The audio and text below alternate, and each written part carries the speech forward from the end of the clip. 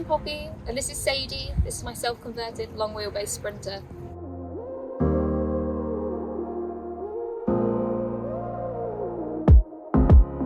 As soon as you walk in, I've got my switchboard slash fuse board. It's where I control all my lights, my fans, my boiler system, etc.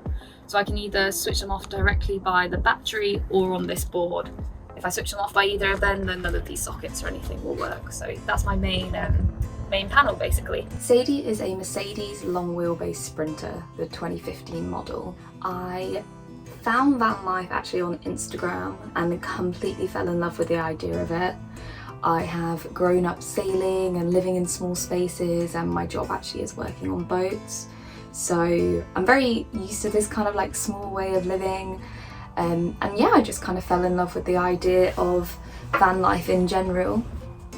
I was in a job that I wasn't really enjoying. I felt pretty stuck in my job and during the pandemic. So in 2020, I bought the van. Yeah, that's how I bought Sadie basically. Probably the main feature of the whole van is the shower. It was something that was really important to me when I was making the build or planning the build even. It's really big, which I really like. It's just got this sliding tambour door on it, which saves me loads of space and means I can have this really cool curve here.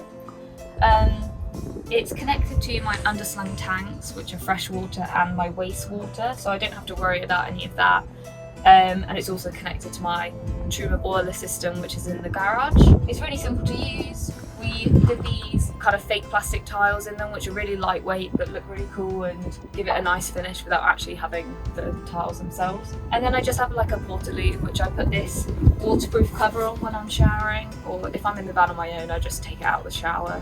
Again, it's really simple, don't have to think about it, don't have to worry with that kind of plumbing, so it's way better in my opinion. Did you know if you list your van with Outdoorsy, you can earn up to $50,000 a year? Check the link in the description to find out how.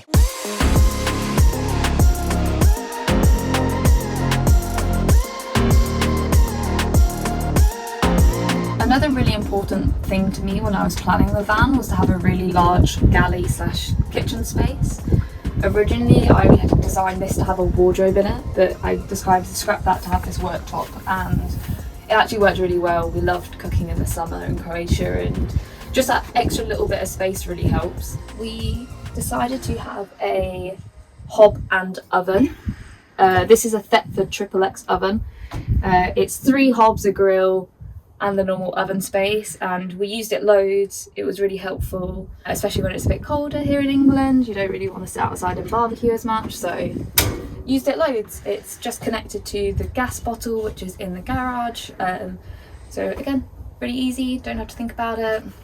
Fits really well. Also have a big sink, faucet, both from IKEA. You can just pull that out, use it, again connected to the underslung tanks and my boiler system, so I can have hot or cold water depending on what I want. A really good lighting system underneath here when I need it. Spice rack, and then I just have my knives rack straight there.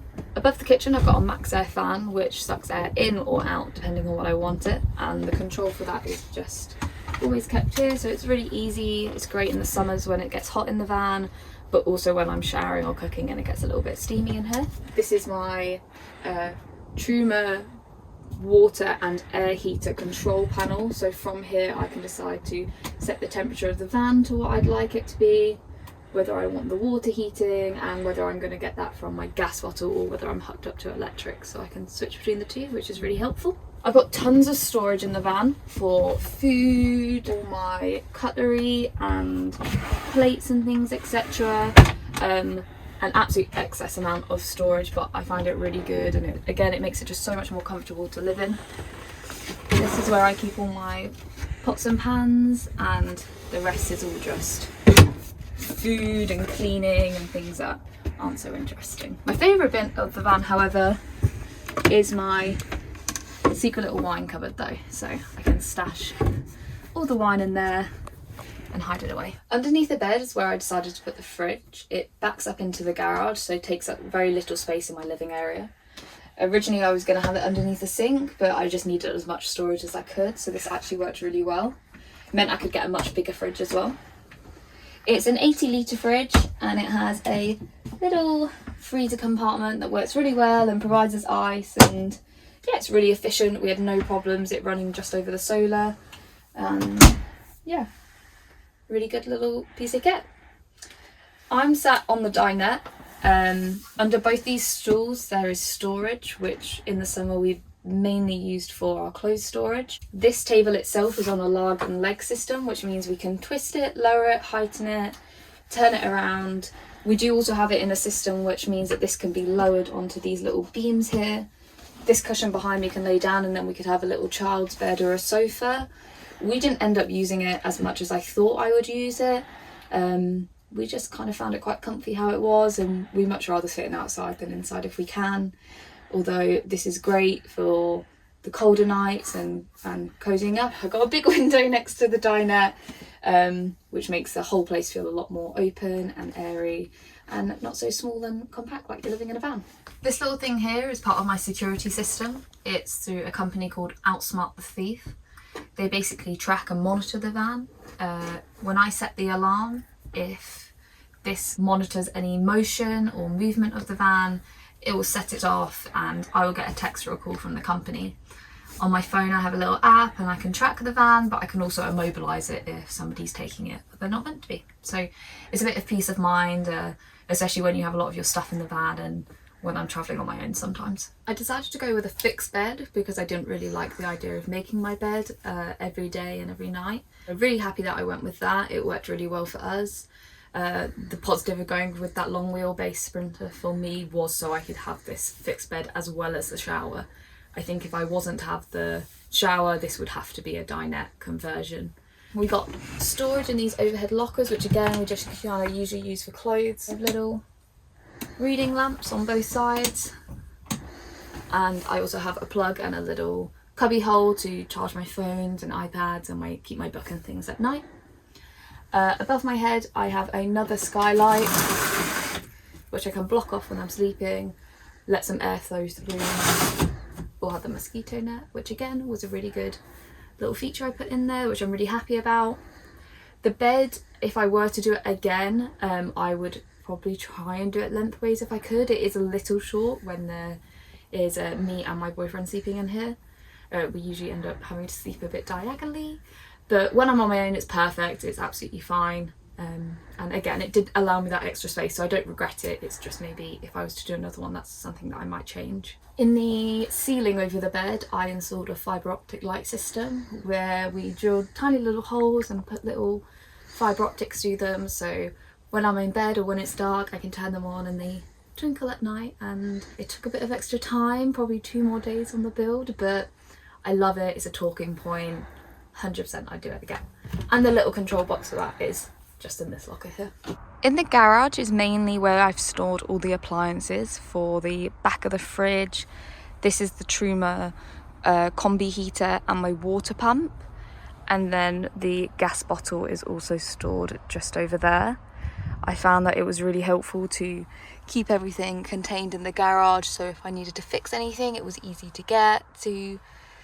I knew where all the wires and the pipes were leading to, and it also offers me loads of room to store any bags, kite surfing gear, etc., or anything for my awning. The bed is fully removable from these joints at either side, and this means again if I need to do any work back here I have loads of space. I can stand up here and really fix anything that needs fixing. I was actually away when I bought the van, so I never saw it. My dad went and looked at it and checked it out for me, and yeah, that's how I bought Sadie basically. I worked a job where I got 1 month leave chunks off, and I spent about 2 months doing Sadie full time with my dad during the lockdown basically. So it worked really well in terms of timing. I was really happy with it, and I genuinely really enjoyed the build. I found it so interesting.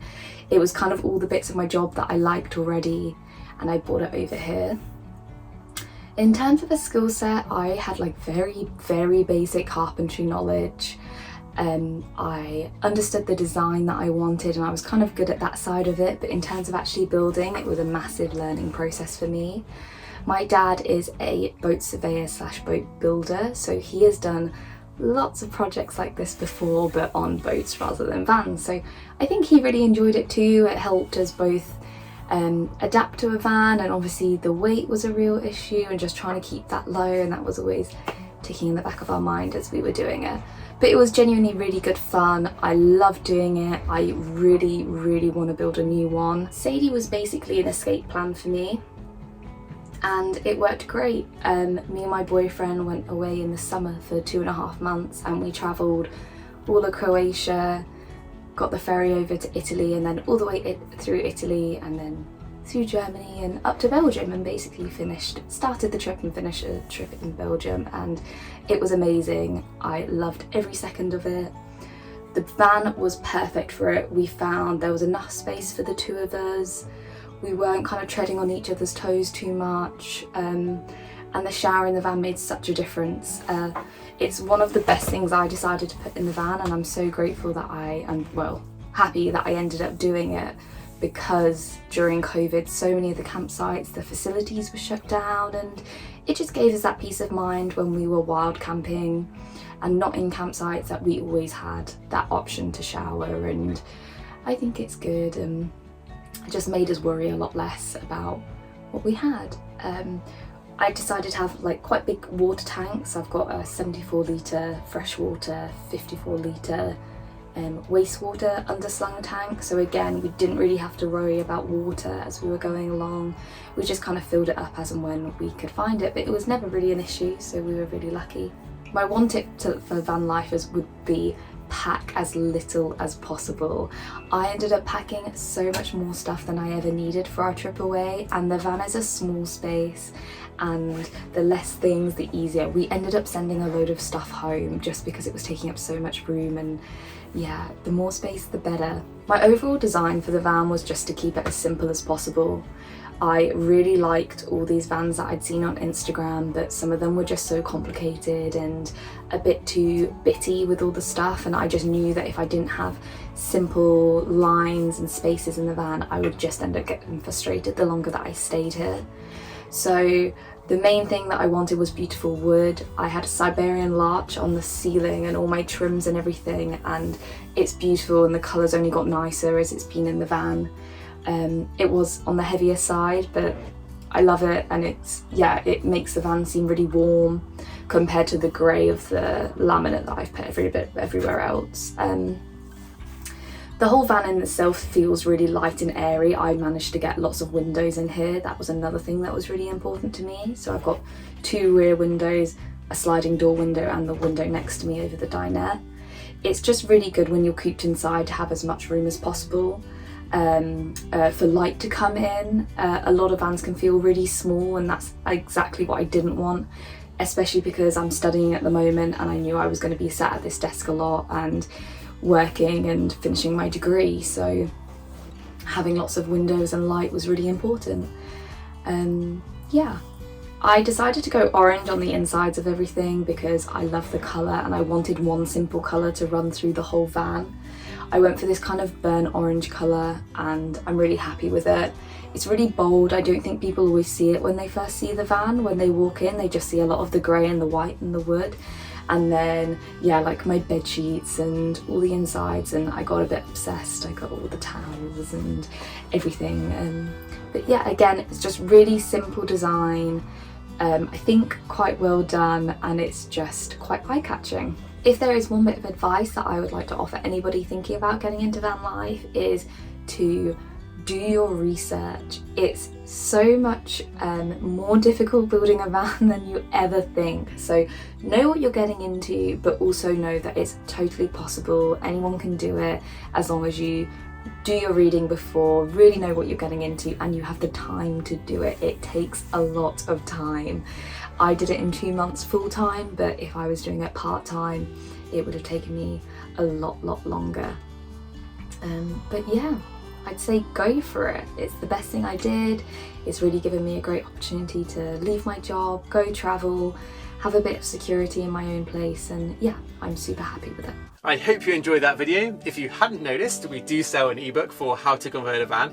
It has over 190 pages of detailed instructions and diagrams, also 25 video tutorials which are specifically for the ebook buyer. Creating a van for many people is obviously a really intimidating project, but I really believe, and I've seen it time and time and time again, that with the right information, anyone can turn out with a pretty decent van conversion. So check the link in the description, subscribe to the channel if you are not already, and drop us a comment if you like this video. Thanks for watching, and we'll see you next week.